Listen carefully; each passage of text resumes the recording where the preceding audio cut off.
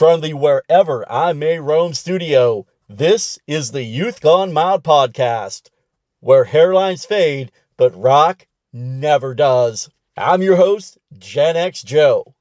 On this podcast, I sit down with the legends and the voices who have built the foundation of rock behind the songs that we crank way too loud today. But we're not just looking back. We're also turning up the volume on the new blood, carving their own path in rock with fresh energy, ideas, and a whole lot of attitude. So, for you old heads like me, think of the Youth Gone Mild podcast as your liner notes to the stories and the news from the artists we worshipped and from the new blood keeping that bick lit. And as for you Gen Zs and younger listeners, if you're listening, and if you are, thank you for tuning in. Hopefully, you're bumping up the volume on the Youth Gone Mild podcast and learning a little about the music that came before you and discovering new artists that keeps me rocking like dockin'. Yeah, go ahead, figure out what that means. I'll wait. So, whether you grew up spinning vinyl, wearing out cassette tapes, collecting CDs, loading up MP3s, or streaming your favorite bands of today, settle in, get ready for another conversation with the artist that keeps rock alive and kicking. Once again, I'm Gen X Joe, and this is today's Youth Gone Mild podcast interview. Hey, man. Yeah, man. Nice to meet you. Thank you for having me. I appreciate it. Hey, no problem, man. Well, I think you guys are, if I remember right, I don't know if it's this month. I believe you're playing at the Whiskey, maybe? We are doing the whiskey. I think last time we did the whiskey was maybe 2 years ago. So we're due back. Yeah. Yeah, no, Slaughter's slammed. We're booked pretty solid, pretty much all the way up until the end of November. Nah, it's all good. But yeah, I just looked. The whiskey show is at the end of August. Okay. Yeah, All right. end of August. Cool. So, I did as much research on you as I possibly could. And Okay. yeah, I try to do my homework. I was never good at it at school. Who knew as an adult I'd be doing homework for a podcast, right? Yeah, but it's homework that you want to do. That's the difference. Well, yeah, you hit the drumstick on the head right there, right? That's the deal, man. Yeah, man. You lead the way, and we'll let it go. All right. Yeah, my wife hates when I lead the ways. But anyway, that's a topic for another day. So, just looking, over some of the bio I got from you, man, you kind of got a passion for drumming at an early age, around 8. Yeah. My brother was the one that kind of started the whole thing. He wanted a guitar, and so it was kind of a Christmas present was his first guitar. And my mom told my dad, like, you can't get one for one if you don't get one for the other. So we both got guitars, but I didn't really care about it. I was excited about it for maybe 2 days, and then I put it down. And then my family went out to a Japanese restaurant, and I took the chopsticks home with me. And I went home with the chopsticks, and I laid out a bunch of my school books, and I just started putting music on my stereo and just banging on the books. And after that, I asked my parents. I didn't ask my parents for a drum set. I asked them for a pair of drumsticks. And so my dad went and bought me a pair of drumsticks, and I would just literally sit there with my binders and all my textbooks and bang on the books in my bedroom. And then a couple months later, for my birthday, I got my first drum set. That's awesome, dude. Now, you can't possibly be as old as me having textbooks. Yeah, we weren't allowed to have laptops when I was in school. Oh, man, that's all my kids know. I don't think they ever opened a book while they were in Yeah. school. Yeah, no, I definitely, I come from the beginning of when computers and the internet and everything started kind of kicking in when I was a kid. So when I was little, it was around, but we weren't allowed to have any of it in school. We were still, old school marble notebooks and textbooks, the whole nine. That was it for me. I didn't really get to do the laptop thing in school. Well, can you imagine if you did have a laptop and drumming on the laptop? That would have been bad. That that would have been terrible. Yeah, no, I don't think I would have got a drum set that birthday. I probably would have just been grounded. Right. Oh man. Yeah, absolutely. Yeah, I know about grounding and a bunch of that. So Yep. hey, you know, walk me through how you got your first break as a professional drummer. Well, I guess what most people would probably say was my initial break was when I got into Adrenaline Mob. That was kind of what I think got me really noticed and kind of launched what I would, you know, say was the next step of my career. My brother and I were in a band together for many, many years. It was kind of the only thing we did for a long time. It was called J-Rad. And we pretty much we pounded the pavement in the New York scene.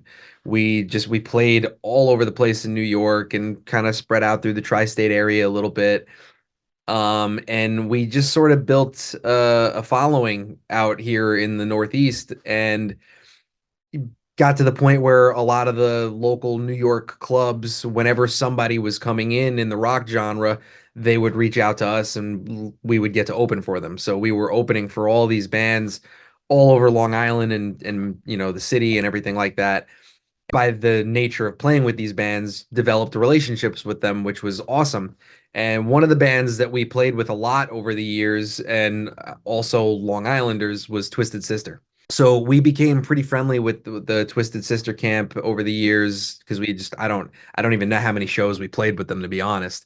Um, because of that relationship, when it came to Adrenaline Mob, there were two drummers in Adrenaline Mob before me. The first one was Mike Portnoy, and the second one was AJ Pero from Twisted Sister. So after AJ passed and Adrenaline Mob kind of took a hiatus, when they decided to come back out and try to start the band back up again, they reached out to the Twisted Sister camp to see if there was anybody that they would recommend, because AJ was the last one that was in the throne, and the recommendation came from people in the Twisted Sister camp to check me out. So they went on YouTube, found some videos of me, and then got my phone number, gave me a call, and asked me if I'd come in and do the audition. So I did the audition, and fortunately, it went well. And they told me they thought it would be a good idea to film myself doing a drum solo video that would be like they'd post it and make it the announcement of who the new drummer was. And so I went to a local studio on Long Island that had a killer camera rig and everything, and set up my drums there and just filmed myself doing a solo. And as soon as we put it up online, just organically, it just went crazy viral out of nowhere. Between getting the Adrenaline Mob gig and posting that video along with it, everything just kind of skyrocketed from there. And it was pretty surreal. And for me, it was a little scary because I was stepping into some shoes of people that I've always idolized. Portnoy was one of my heroes growing up, and AJ and all that. So I was a little nervous of what the reaction was going to be coming in, but luckily, the fans of that band really embraced me. And then, moving forward, everything just kind of kept stepping up from there. But the funny part is that it really all stemmed from the things that my brother and I did together growing up. Our teenage band that we had for over a decade really was what paved the way to get that call. And then that call led to the next and then to the next. Not bad for a boy from North Babylon, New York. 2.5 million views or more from that video and getting to gig with Adrenaline Mob. Yeah, it was pretty surreal. I was working just giving lessons at a local music shop here, and I got the phone call from the Adrenaline Mob guys while I was in the school in between lessons. And I went home that day and just started drilling the songs so I could be prepared for the audition. It came out of nowhere. I had no idea. Oh my god, man! And you what made your debut on what was the album? We the People, right? People, yeah, that was the one. Yep.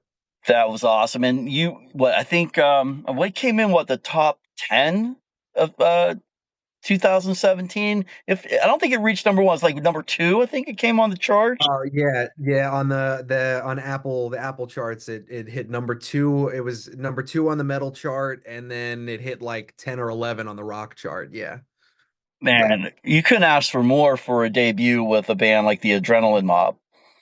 No, no, it was the whole thing was really crazy and surreal to me. It really it was a shock, honestly. It was a shock to the system because it was also everything kind of happened really fast. Once I did the audition and then once they called me and let me know that the gig was mine, I don't think I don't think it was maybe only a few weeks later that I was in the studio tracking drums for that album. They really it came really really fast. And then once the album was done, then it was like boom, go tour. So everything kind of happened really fast, and it was kind of interesting because I didn't really get to spend a lot of time with the guys before that either. I didn't really know them, and when I did the audition, the first part of it was just video audition. I just filmed myself. The second part was going into the studio and recording myself playing some of their other stuff, some of the older songs. But when I did that, the guitar player Mike was the only one there. So I hadn't had a chance to meet Russ, the singer, in person yet, nor had I had any contact with the bass player David at that point. So it really was an interesting thing that it all just kind of was really, really fast, bang, bang, bang, bang, and didn't actually get to start interacting with the rest of the guys until the album was done, actually, because I did the whole album in the studio and with Mike alone. I didn't actually really spend any time with the other half of the band until I was done recording my parts for the album already. So it was a really interesting situation, but I mean, it changed my life. It really did. No doubt, and I know that's kind of not the norm. I mean, even nowadays, you can be in New York and another band member in the state of California, but you're all collaborating together. Right. Yeah, and that's how Slaughter is. Everybody's in a different state. So we're always flying and meeting up with each other for everything that we do because we all live all over the country. Well, we'll get to Slaughter here in just a few minutes, but I'm not going to touch on this subject, but I know Adrenaline Mob is not together anymore because of the tragic accident, man. But I tell you what, while you guys were together, loved Adrenaline Mob, dude.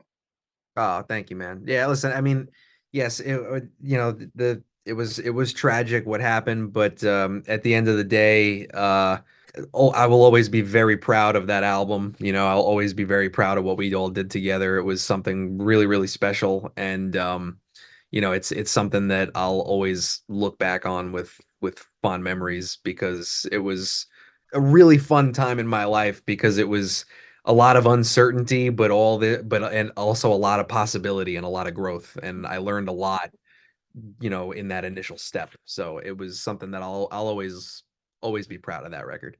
Now, you mentioned a lot of uncertainty, and I know you picked yourself right back up after the mob disbanded. Did you ever have any thoughts of getting back together with your brother and the band before joining Sugarmore or Voices of Extreme? Well, so ironically, Sugarmore, my brother, is in that. So, I so didn't do my homework too well then, did I? yeah, my brother is the guitar player for Sugarmore. And so we haven't had any discussion about putting the old band back together, but my brother and I still work together. We started a new project called Cloud 10, and we actually just finished recording our first album for that. So we're still working on getting the release all figured out and everything, but we just finished writing and recording an entire album. So my brother and I still work together all the time. It's something that we're gonna do that forever. It doesn't matter if it's, our schedules are very hard to line up. We're both very busy with various things, so it's hard to try to plan something that would tour or anything like that. But the two of us are always going to make music together in one form or another. And the newest thing that we're really, really excited about is called Cloud 10. I love that name instead of Cloud 9. Let's just bump it up to Cloud 10, man. Bump it up. Yeah, that was the idea.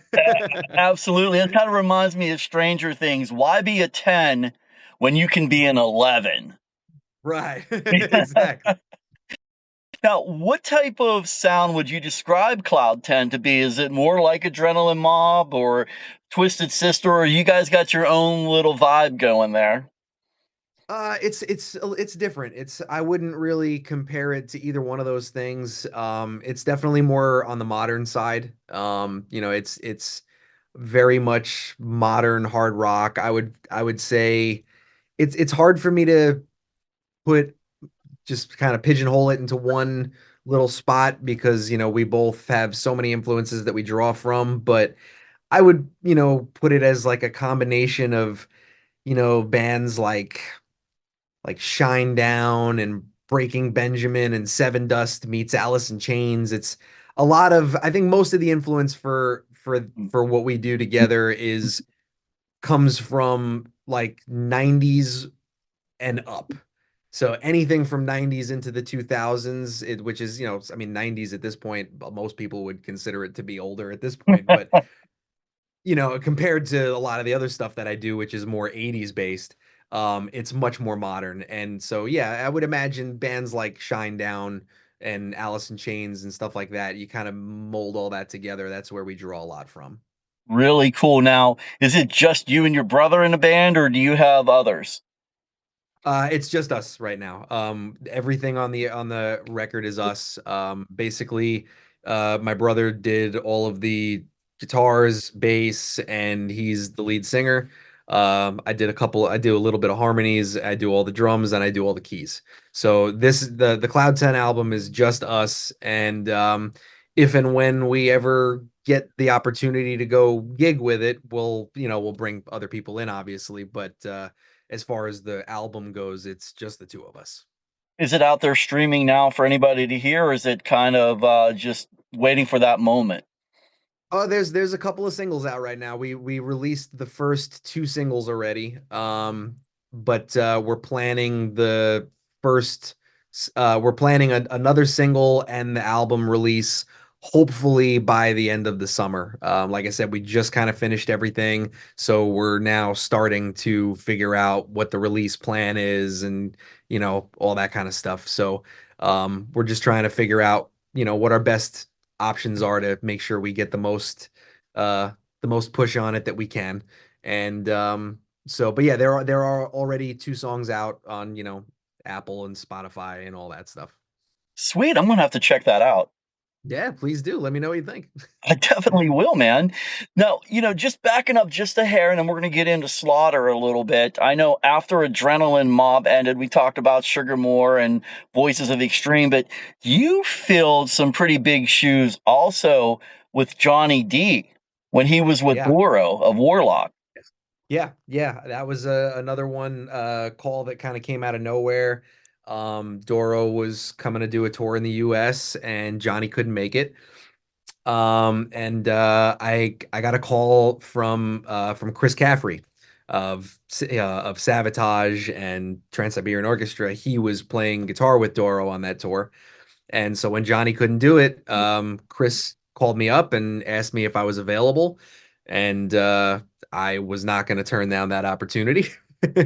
So yeah, I got a chance to go tour with Doro, and it was that was another one that was honestly came out of nowhere. I had no idea. Actually, if I remember correctly, I think he actually called me on Easter Sunday. I was at like a big family dinner, and he called me during the holiday to ask me if I would do it because I vaguely remember having to walk outside to talk to him because it was too loud. The Doro thing was great. I'm still friends with them to this day. I talk to them all the time. I spoke to Johnny maybe a few weeks ago actually, and yeah, that was a really really cool tour. Really cool tour. That's awesome. And, with Chris contacting you and him being in Trans-Siberian Orchestra, and he got Bloss in there as well. Was there a connection there already? Because for those who may not know who Bloss is, taking over drums you did for him in Slaughter. Yeah, at the time there wasn't really a connection there. I hadn't met Blas yet. I had no real connection to anybody in the slaughter camp at that point. It really came more honestly from the adrenaline mob camp actually, because both Russ and David, both TSO members. Hmm. So the connection to Chris really came from them. So it was just another like, I- J-Rad was what led to Adrenaline Mob. Adrenaline Mob is what led to Doro, and just every single one of those things, they just kind of kept snowballing. So yeah, the connection to Chris really came from the Adrenaline Mob guys because half of that band was in Trans-Siberian Orchestra. Russell still is. That's got to say something just about you, and I mean that absolutely in a positive way, man. You keep getting referred to all these bands, and that just shows how well of a drummer you are and skilled. Oh, thank you, man. Thank you. I appreciate that. It's been a really crazy ride, and I've been very, very fortunate to constantly be meeting up and making these really great friends that they're out to try to help others succeed, and it's not something that you hear about very often. So I've been very lucky to find myself constantly surrounded by people who want to help others succeed too. Because so many times you kind of see in whatever industry that it just becomes like this competition that's just like, nobody wants to help the other, they just want to help themselves. And you could find that in any industry, I think. And I've been really, really fortunate to find some amazing people along the way that have just wanted nothing but to help others reach the goals that they've already reached, And Chris is one of those guys, and Russell was one of those guys, and the Twisted Sister guys. I would not be where I am in this life if I didn't have help from so many other people along the way. I was going to ask you how you did not get the Twisted Sister gig for the tour, and I know Joey got that. So, Yeah, yeah. yeah. So, Uh, I, I I've known Joey for a really long time. He's a great guy. So I'm thrilled that he got that gig. He deserves it. He's an awesome drummer. He's been pounding the pavement for years. I've known him for a long time. He was in a band with David Z from Adrenaline Mob. The two of them were in a band together for years. So it's crazy how small the world is, that just there's so many connections between all these different bands. But when Joey got the gig, I was thrilled, absolutely thrilled to hear that he did. that's awesome, man. Yeah, and just one more thing with another band, you were Yeah. also a member of Tokyo Motor Fist with Steve Brown and Ted Poley. Yep, that was another one that was really fun, and that is another connection that came from Adrenaline Mob. That was through David, the bass player. He played with Steve Brown for a very long time. So my friendship with Steve really came from David. And so when Steve brought me into the fold with that, that's just another example of the connection that was made, just friendships made from one band to the next to the next. Yeah, I just interviewed Steve. We had talked about his new project, Always Jovi, and that's sounding great as well. He's really really killing it with that. I mean, I've only seen videos. I haven't had a chance to go see them play yet. But I'm friendly with everybody in that band. I know every one of them. They're all crazy talented. So there was no way that it was not going to be amazing. I mean, once I heard who was playing in it, I was just like, oh, this is a ace in the hole, no doubt about it. So I'm almost afraid to ask now, how did you become a member of Slaughter? Yeah, it's more steps actually. So it was actually I would say it was really Tokyo Motor Fist actually. When I got the Tokyo Motor Fist gig, it was actually I started out as a sub. After the whole pandemic lockdowns started kind of lightening up and shows started happening again, um, Tokyo Motor Fist was scheduled to play at the M3 festival, and this was in 2021, and it was kind of last minute that they got added to the bill.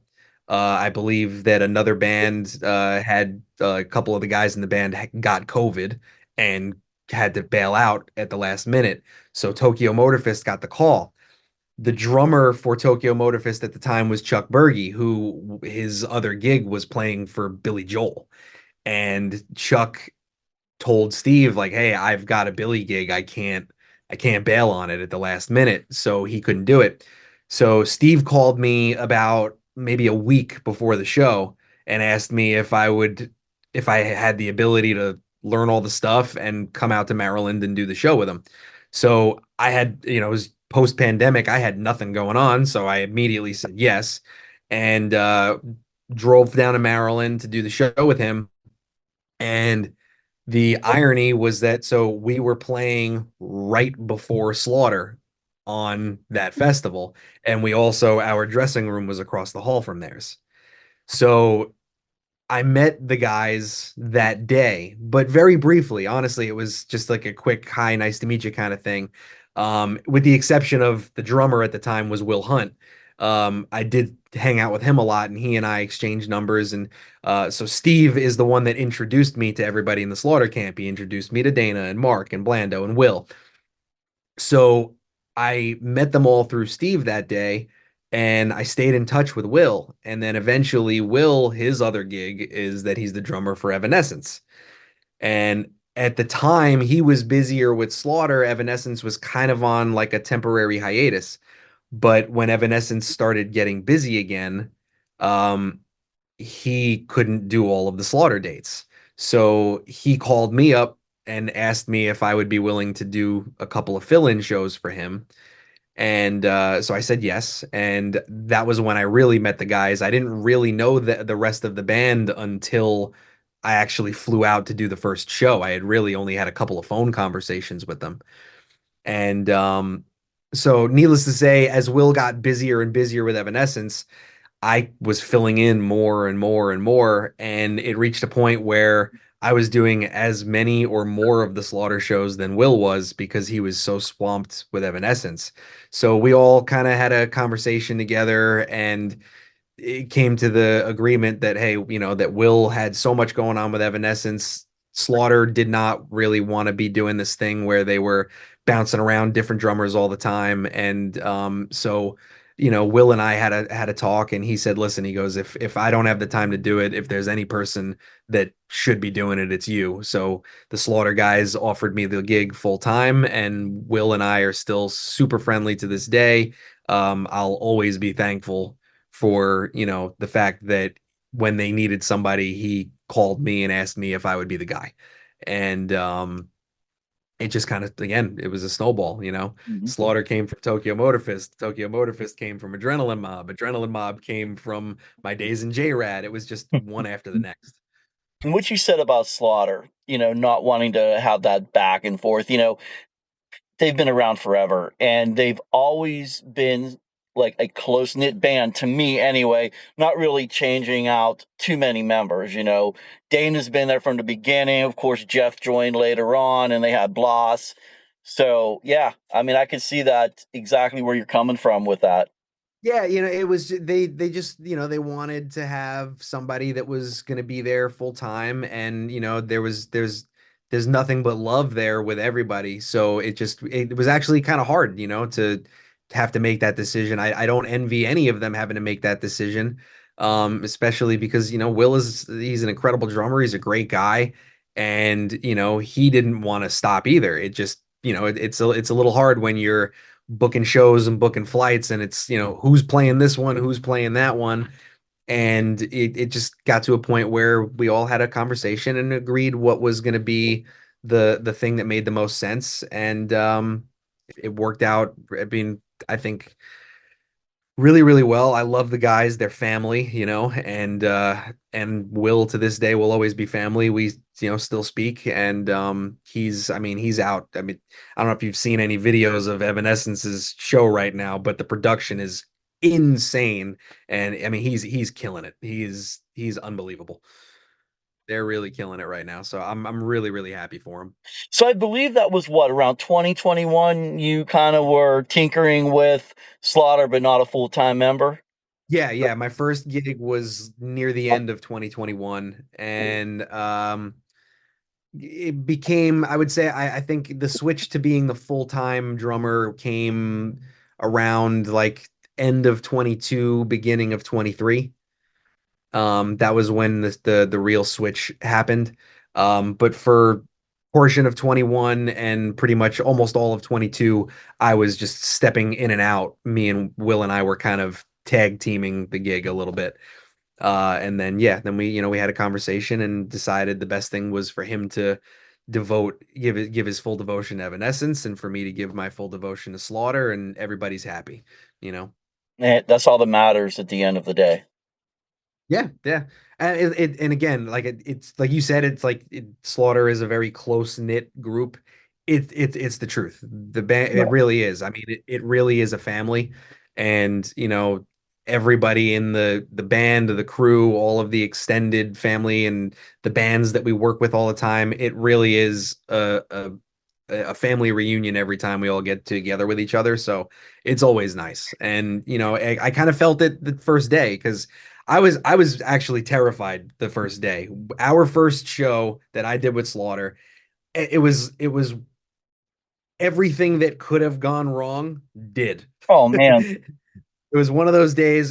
So what we were supposed to do, it was unbelievable. The first show that I was doing with them was in South Dakota. And so the venue had nothing going on the night before. So the guys called the venue, and the venue agreed to open the doors the day before and let us set up the day before so that we could have a rehearsal together, because I had never been in a room with them before.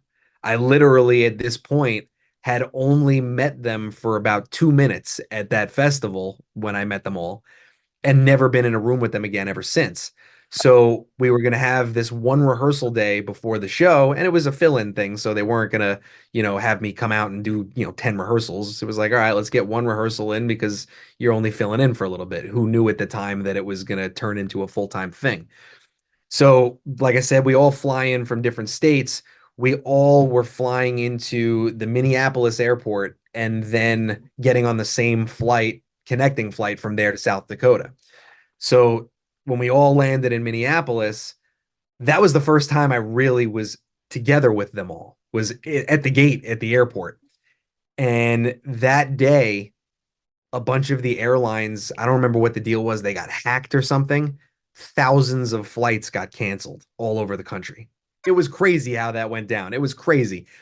And so they canceled our flight, they canceled the next one and the next one. We ended up getting stranded in Minneapolis. We had to go stay at a hotel near the airport. And so we all go out to dinner that night, and it's the first time I'm really hanging with them. So now I've lost my ability to have this rehearsal day. So now everybody goes, okay, we're going to get on the earliest flight we can the next morning, get in there, load as quickly as we can, and try to have some sort of mini rehearsal the day of the show before we play. Needless to say, that morning, our flight got canceled again. So we ended up actually not getting on a plane. We rented multiple cars and drove from Minneapolis to South Dakota. It took hours just for them to pull all of our bags because they were all over the airport coming in from different planes from different states. And, there's 4 band members, multiple crew members, everyone with multiple pieces of luggage and gear and all that. So you're talking a lot of bags, a lot of cases. We waited hours just to get our stuff. So by the time we got our bags and got in the cars and everything, we actually didn't get to the venue until 2 hours before the doors were supposed to open. So by the time we threw all the gear up, got everything working, made sure it worked, there was no time for a real sound check. There was no time for a rehearsal, nothing. We went up blind, just totally cold, have never struck a single note together before. And it was okay, let's see what happens. And so it was one of these scenarios where, like I said, everything that could go wrong just kept going wrong. And then, but fortunately, the show itself went really well. And because of that, they every time they needed a fill in afterward, they gave me the call, and then eventually it morphed into full time. And it was terrifying. I remember Dana kept coming over to me, probably honestly every 15 minutes that day. Like, are you sure you're good? Are you sure you're okay? I mean, honestly, you're good with this. Because he didn't know me. He really didn't. Right. And I'm thinking to myself, like, these guys have to be petrified because here I am, some, in their eyes, some kid, who's, you know, came from nowhere. They know nothing about me. And now they got to get on stage with me in front of all these people and hope that I don't destroy the show. So I'm thinking he had to be terrified. So I'm just sitting there going, "Yeah, dude, I'm good. I'm good. I trust me. I'm good. I know it." And meanwhile, I'm like, pissing my pants practically. Oh man, that's rock and roll right there, dude. Instead of me saying you killed it that night, you slaughtered it, but in a good way. Fortunately, yes. When the clock, struck the time to hit the stage, at that moment things started going well, thankfully. Hey, you know what? I'm going to make a prediction here, okay? Because your career just keeps growing and growing and growing. And with all those connections that you have that led to another gig, and now you're in Slaughter with Dana. Here's my prediction for you. He is in Vince Neil's solo band. So I think eventually you're going to fill in for Tommy Lee and Motley Crue. I mean, that would be pretty crazy. I mean, I that would be listen, I mean, if I got asked to do the fill-in, I would. It would be definitely that would be an amazing, really fun gig to do. That would be awesome. I've had the good fortune because of the connections with Dana, and Blando plays with Vince as well. So I've had the good fortune to meet a bunch of the people involved in those camps, and you know what? I mean, if they did ask me to do it, I mean, obviously I would go running in a heartbeat and say, sure, I'll help you. No doubt about it. But we'll see.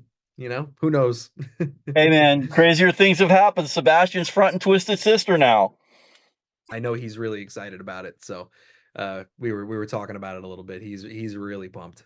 That's awesome, dude. I had said this a couple of times, and I know how this is a little off the subject, but you know how he's dying to get back with Skid Row, and the Mhm. boys want nothing to do with him, just to make everyone happy and, of course, make some money doing it. The powers that be at Twisted Sister should reach out to Snake and everyone in Skid Row and say, hey, if you let Sebastian be the lead vocalist, we will have you as our opening act on the tour. That would probably be huge. It would be. I'd go see it. That's for sure. Oh, hell yeah, man. I mean, that would be something special to see. I don't know most of these guys personally on that, so I don't know what's going through all their heads, but from an audience perspective, from a fan perspective, getting a chance to see that would be special. Oh, It would no be special. doubt. Now, Yeah. I know Slaughter has not made an album in years, a new album, I should say, in years. But I have to Mhm. ask, is there any whispers of a new album out there? I'm hopeful. Yeah, we're right now we are really slammed. We are touring very heavily. We are really, really lucky that we have a super busy schedule. And we're really, really happy that we're be able to get out and play as much as we do. So at the moment, we're definitely focusing on the touring right now. But I definitely would love to do it. I know a bunch of the guys would love to do it. So I I'm hopeful that, it's really just going to be a matter of, finding that break in the action to make it happen. At the end of the day, we're all musicians, we're all creators. That's what we love to do.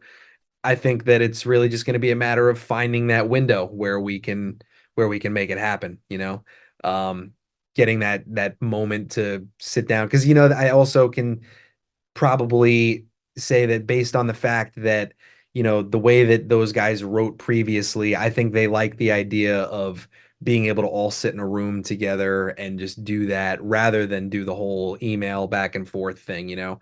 I think that that's, you know, I'm not speaking for anybody else. This is just my gut feeling, my hunch that, you know, the way that they did it back in the day was just sitting there and collaborating together and not so much like, you know, because we all have home studios, right? And we could do all the final recording that way. But I think that the creative aspect, I think those guys would really like to find a window to where we could just all get together for a nice chunk of time and just create. And so it's really just going to be about finding that moment because, like I said, we have a very, very packed tour schedule. We don't do we at least since I've been in the band, we haven't done any kind of bus tours, you know, where we go out for 2 months and then go home for 2 months. We've been doing nothing but fly dates. We fly out, we do a couple shows, we all fly home for 2 or 3 days, and then we fly back out again.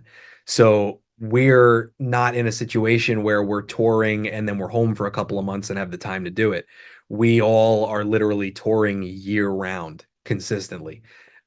So because of that, it's a little harder because, you know, when you only have a 2 day break to go home and see your family, sometimes you want to go do that instead of being like, all right, we'll all meet up here instead to work on this or whatever.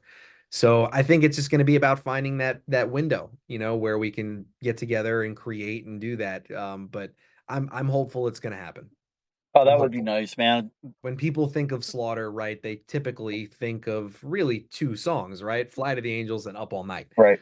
And it's kind of it when you know when you if someone goes to a Slaughter show, we're a very high energy band. You know, I would classify a Slaughter show as a fun show. 99% of what you're getting out of us is high energy, fun, good time.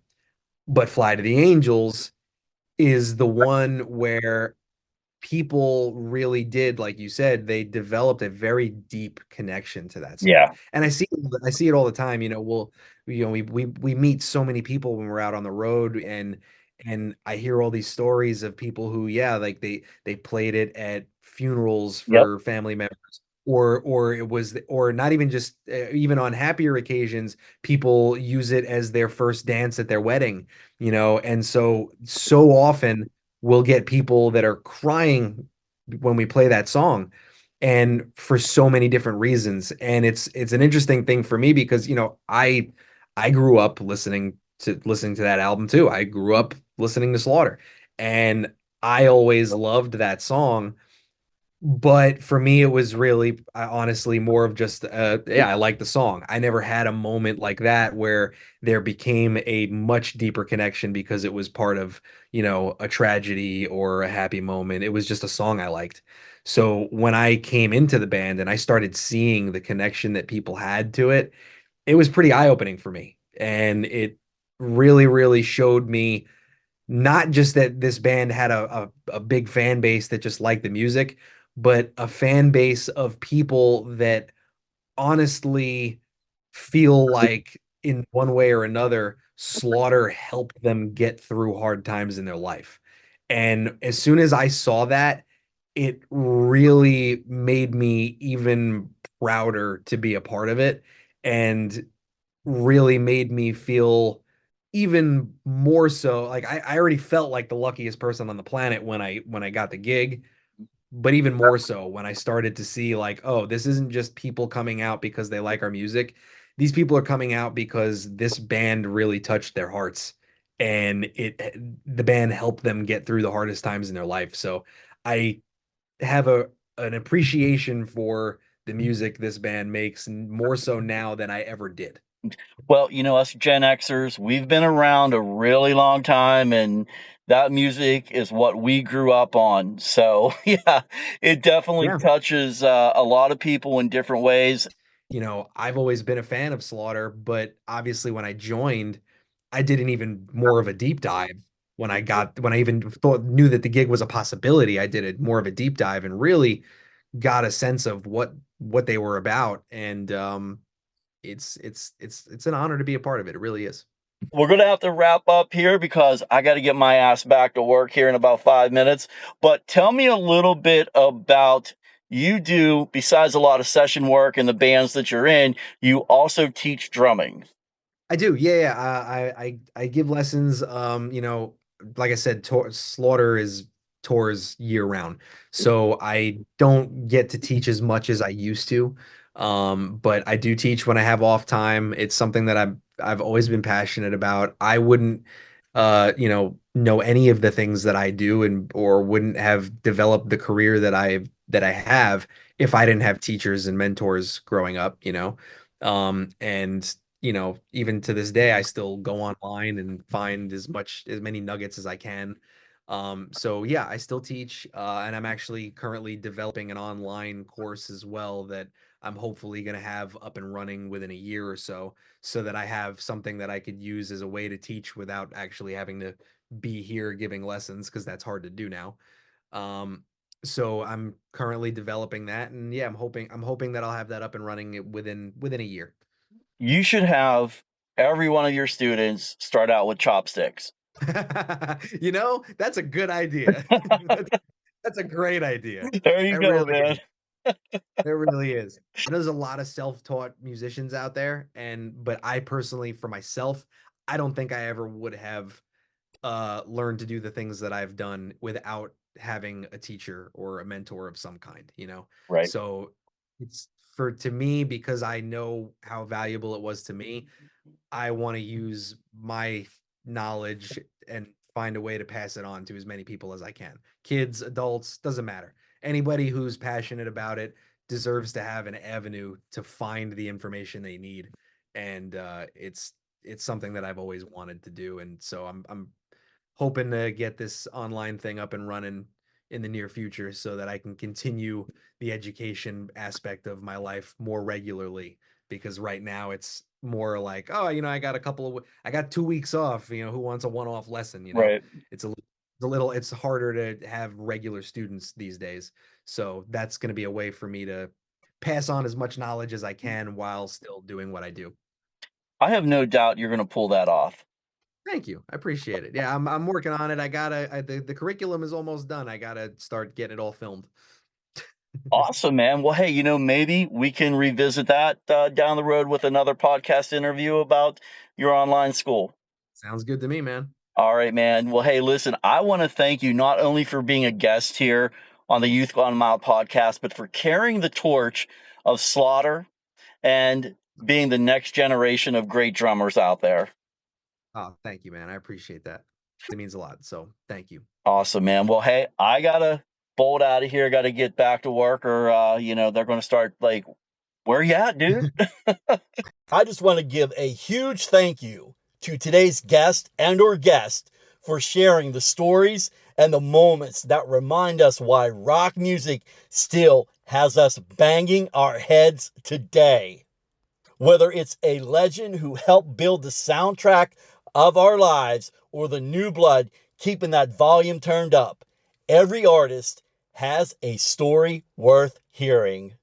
So to all my fellow Gen Xers out there and millennials, keep those old vinyl records spinning, those cassettes turning, and the CD tracks skipping loud enough to embarrass your kids and possibly your grandkids. And to the younger generation discovering classic and modern bands for the first time, welcome to the party. So go dig deeper, explore the music, and find out why we still say we're rockin' like dockin'. And no, I will not be explaining that any further. I'm Gen X Joe, coming to you from the Wherever I May Roam studio, asking you to keep supporting the artist, keep discovering new music, and most importantly, keep rocking loud and living proud. We'll see you next time on the Youth Gone Mild podcast, where hairlines fade, but rock never does. Peace out. Props everyone for listening.